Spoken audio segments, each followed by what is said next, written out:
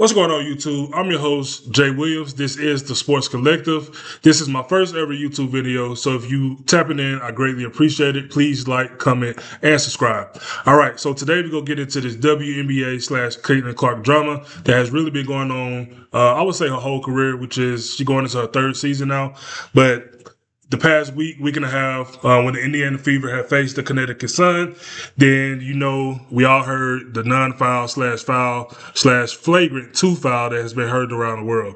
All right, so my thoughts on the foul. I want to get into something a little bit more deeper later on in the video, but my thoughts on the foul and how the WNBA handled the situation is I believe it was a freaking two foul. I believe she should have been ejected from the game. If you know anything about Alyssa Thomas, which I have limited but a lot of knowledge on just watching the WNBA for the past 3 years, I would consider her kind of in the frame of a Draymond Green of the WNBA, where if you don't want to call her dirty, fine, but she makes a lot of dirty plays. We've seen her play against Nafisa Collier. We've seen her elbow Kiki Airfin in the neck, and just recently, we've seen the choke slam against Angel Reese, and just recently we see the throat, the fist to the throat. All right, it was nothing natural about that play. I don't think you can give a rhyme or reason or why she fell down to the ground with her fist balled up, kneeing Caitlin Clark in the groin.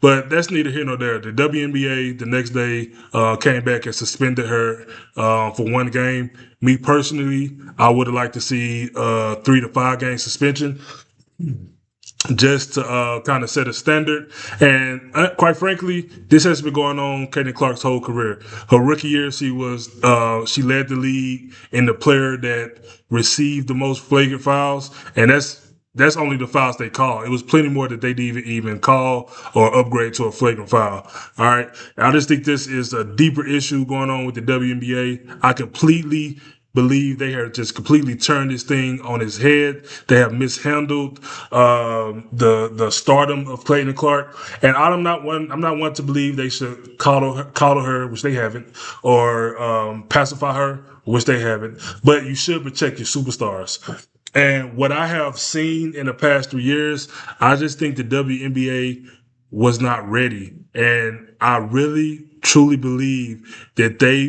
thought the Caitlin Clark fan base would die off just like every other superstar coming out of college. Let this be clear. Caitlin Clark is the biggest superstar that came out of college into the WNBA, but she wasn't the only, right?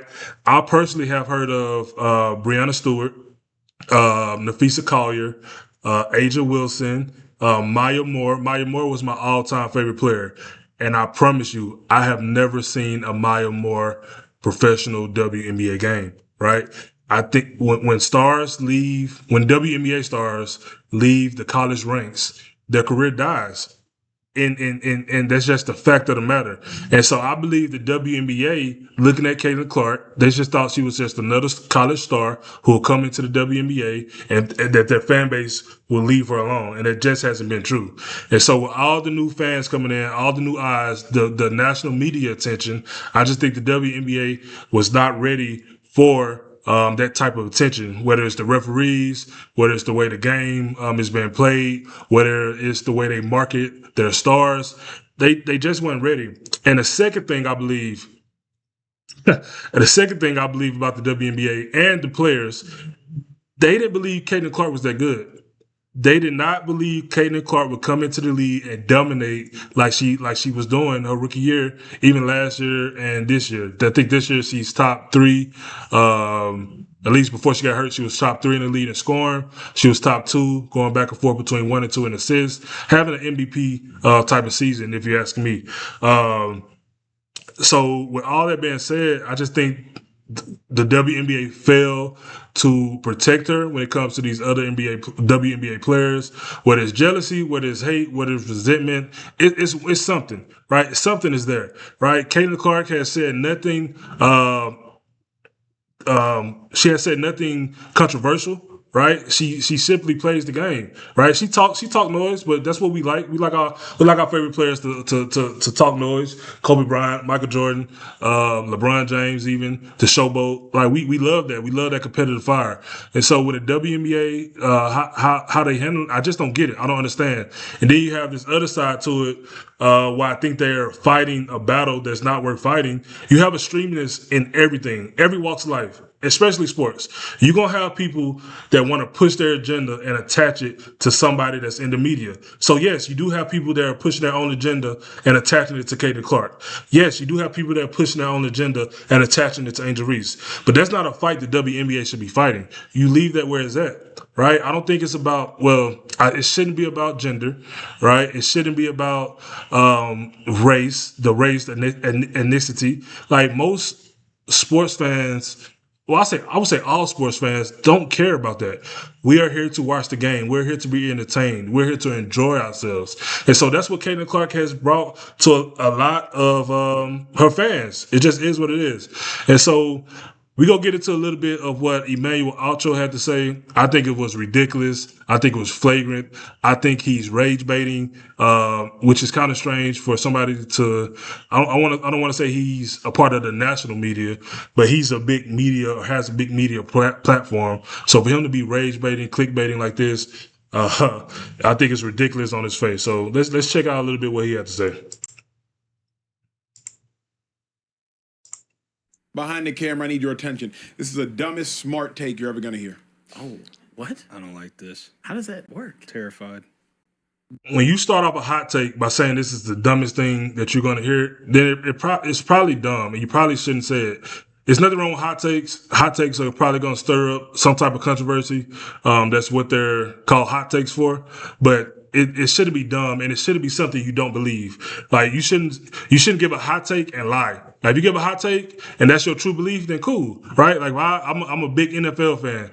If I come out and say I think the Miami Dolphins are gonna win the Super Bowl or go to the playoffs, is that realistic? Probably not, right? They can make the playoffs, but nobody thinks they're gonna win the Super Bowl. But it's something I could believe for whatever reason. The W at this junction in time would be better without Caitlin Clark because she is a bigger distraction than she is an additive. Caitlin Clark has gotten the WNBA over the necessary threshold they needed. Now, how in one breath you say she is the biggest distraction for the WNBA, which I don't understand because nobody paid attention to the WNBA until Caitlin Clark came here, and she's a distraction, but yet she's an additive, but yet I don't get that statement. now people are watching. Now we realize, there's talent in the W, talent that's actually even greater than Caitlin Clark. And I'm not just talking about bigs like Asia. I'm talking about the Olivia Miles. I'm talking about the Paige Beckers. Hell, I'm talking about the Kelsey Mitchells. Caitlin got the necessary eyes there. But now that the eyes are there, we don't necessarily need her anymore. So he's speaking, I'm guessing, from the WNBA's perspective, which is mind blowing from just a business lens alone. You are going to tell the woman who got you all this attention, who got you all this revenue, right? Who got you charter flights, who got you, a new CBA, a new media rights deal, that after we get this $1 billion, we don't need you. In what world does that make sense? Like, that's why I say he's rage baiting. He's rage baiting. It's ridiculous. Clickbait. It's Sunday, so can I take him to church, Karen? Oh, I mean, yeah, go ahead. Can I take him to church? Please do. Let's just go Old Testament of the book. Okay. Moses. Israelites needed Moses to get past the Red Sea. After we got past the Red Sea, appreciate you. We don't really need you no more. Obviously, there's a lot. I'm a Christian, so I'm not going to go deep into whatever he's about to say. But the Israelites did not need Moses. They needed God. Moses was simply the tool God uses, the tool God used to get them across the Red Sea. So this is a ridiculous comparison or analogy or whatever he's trying to do. Whatever you want to frame it at, this is ridiculous on the face. A lot of nuance in there, but the fact of the matter Yes, is, there's a lot of he didn't nuance. ultimately get them to the promised land. He got them out the Red Sea. They wandered in the wilderness for 40 years. Let me get back to the modern era, Caitlin Clark. Caitlin Clark has gotten the WNBA players past the proverbial Red Sea. Chartered planes, new CBA, new max contracts. Exactly. With all due respect, If Caitlin disappeared from the W, she wouldn't be missed. What will be missed? The charter flights, the CBA, the media rights. They will go with Caitlin. And I'm not saying there's not fans who came in with Caitlin who wouldn't stay after, but it's a very small percentage. Very small percentage. If you out of 100%. I say 5%, and we see that. We have seen that already. That's how I know this dude does not watch the WNBA. Because when Caitlin Clark is not playing, the ratings drop. Everything drops. The merchandise sales drop. Everything diminishes when she's not playing. We seen that last year. She only played 13 games. She only played 13 games in her second season, and we seen all the ratings, all the statistics drop. So what he's saying is just a lie. It's just a lie. And then you got to look at out of I think the top 10 WNBA ratings of all time, Caitlin Clark is a part of 8 of them. I think one of them was the first ever game the WNBA ever played in like 1996 or 7 or something like that. So out of the top 10, Caitlin Clark is a part of 8 of the top WNBA ratings of all time, right? And I'm not here to say Caitlin Clark has to be your favorite player. I think if the WNBA want this league to grow, there should be some type of rivalries. You should try to not force, but you should try to market a Paige versus Caitlin or Caitlin versus Olivia. But Caitlin Clark is the star of the WNBA. She is the face. And I'm not saying she's the best player in the WNBA, right? I think right now, in Caitlin Clark's stage of her career, and Asia Wilson's, we have to give that to Asia. But Caitlin Clark is the face. It's simple. It's no get rid of Caitlin, we'll be fine without you. That doesn't exist. That doesn't exist. And it's quite frankly, it's ridiculous. We got Olivia. We finna have Juju. We got Paige. We got Asia. Angel setting records on getting boards. We got NECA. Respectfully, half those players he named was already in the WNBA before Caitlin Clark got here.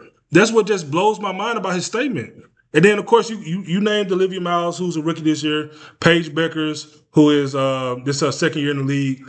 Did none of them bring the revenue or the fan base or the attention that Caitlin Clark has brought? And like I said, it's not about race. It's not about gender. It's just facts, right? It's just facts. I don't look into all that stuff. I don't care about your race. I don't care about your gender. I don't care about your personal life. I'm here for sports and the entertainment factor of it, right? And Caitlin Clark, the reason people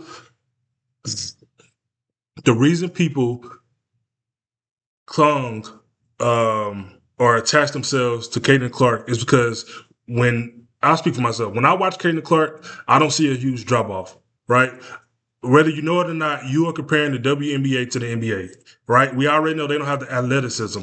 So when Caitlin Clark is coming across half court, shooting threes and making them, right? When she's hyping up the crowd, when she's getting everybody into it, when she's going back and forth with the opponent, that is excitement. We are drawn to that. And that's something we haven't seen. We haven't seen a WNBA player get guarded 94 feet like she has. We haven't seen a WNBA player push the pace and make precision passes. I'm not saying there's not good other players. I'm not saying there's no other players that are good.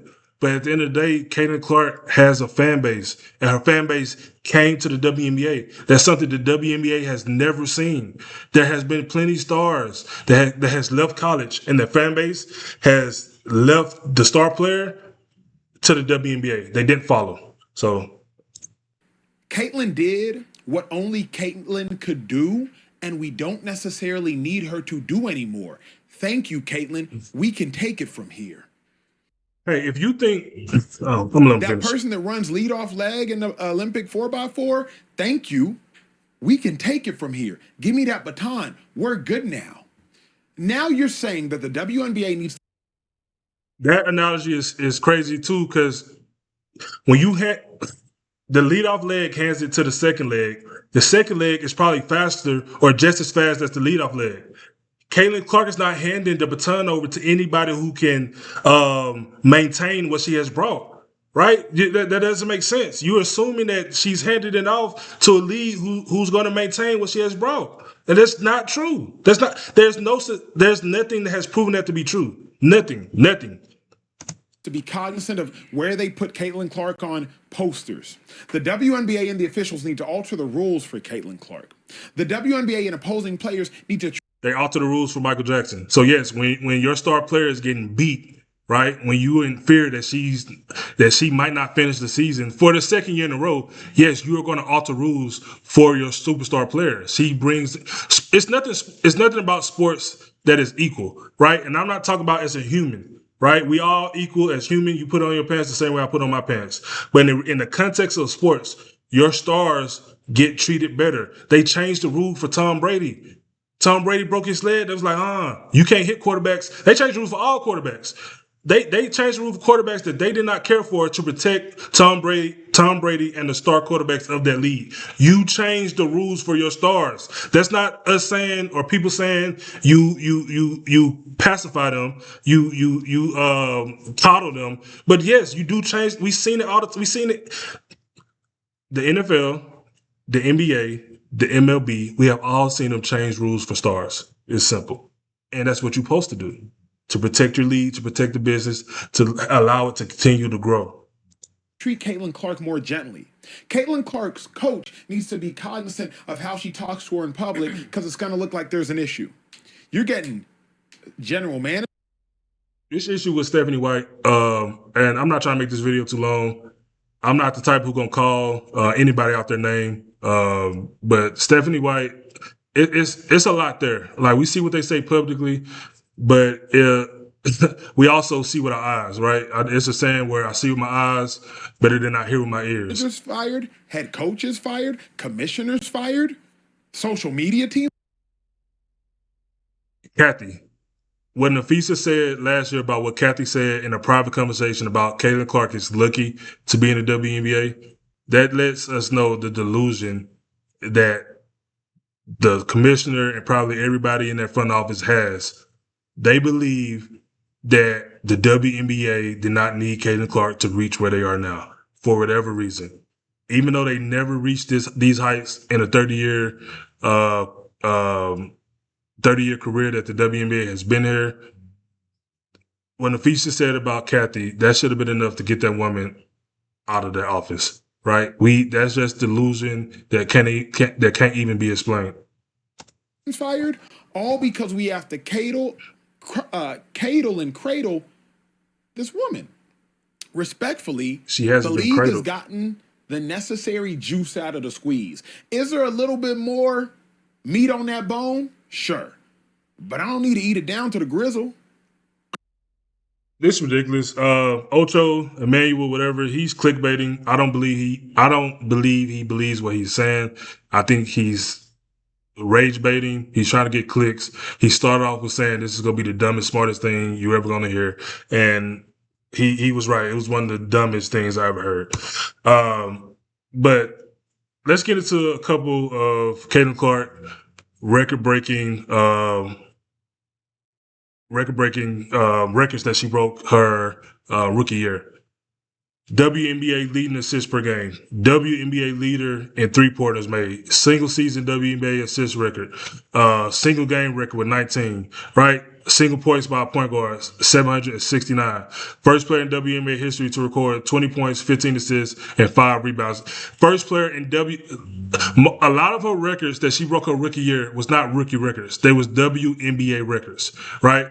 And so that's why I say I stand firm on this, that the players and the people in this league did not believe Caitlin Clark was as good as she was and is. And so the WNBA has to fix this. It's a lot going on. I'm here for it. I'm gonna watch. I'm interested in seeing how Caitlin Clark handles this. Not only the remainder of this season, but going into next season. Is she going to sign her epic deal? Will she commit to stand in the Fever organization? But let me know what you think. Like I said, this is my first ever YouTube channel, so if you're still here right now, I greatly appreciate it. Please like, comment, and subscribe. And I promise to give you good content. So I'm out. Peace.